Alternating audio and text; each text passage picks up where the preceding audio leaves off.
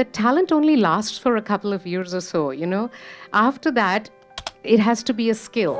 You have to stand out and to be different and to do something unique. You have to get technical about your subject, because everyone has the, you know, a lot of people can wake up in the morning and feel like a storyteller, and there's nothing wrong with it. So the point I'm making is that even if you don't have the talent, or if you have the talent, eventually you have to get to the technical knowledge and the skill of it.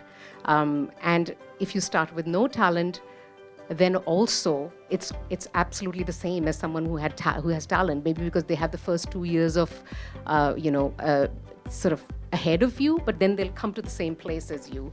So you can get the skills and you can actually be a great storyteller. What benefited me is the first one, and what are the essential things of storytelling? So I think, forget about me, let's talk about people in general, and because my personal experience is the same.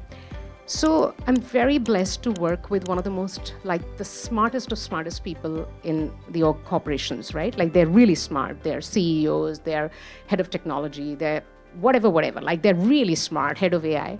Their only problem is, I know what I'm doing, but what shall I say? They don't understand, right? So I think the only differentiator is a story, right?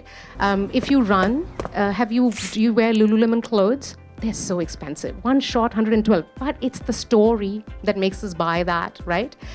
Everything is the same. The only differentiator is the story. What benefits people is that your ideas, your vision, there comes a point in our career where we actually need to make people move in certain direction. We can't just do our work. We have we're only called a leader when we can take a group of people and move them in the right direction, right? And that is only possible if you can actually tell a story. If you want to be an individual contributor, fine, don't read the book.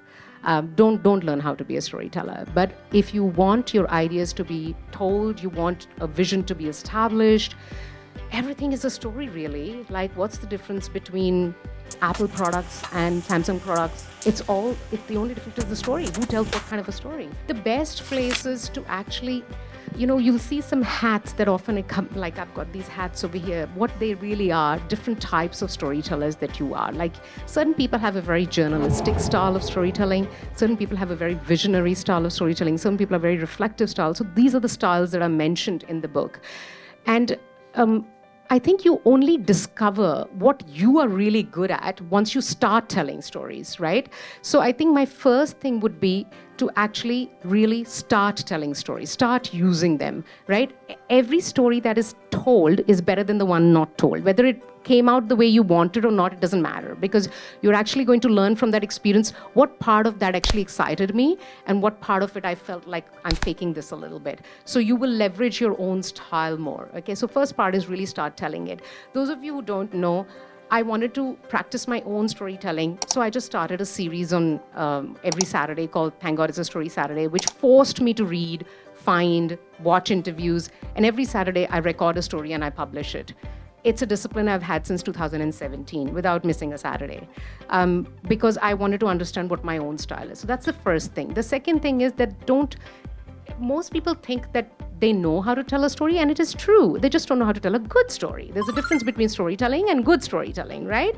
And I think it's always good to take help from knowledge that exists, whether that be in the form of a book or whether that be in the form of any course.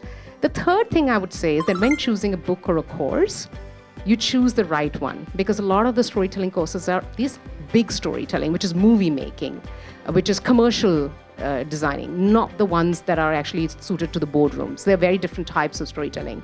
So I think knowing as to what do you need the story for and then finding the right aid is really, really important.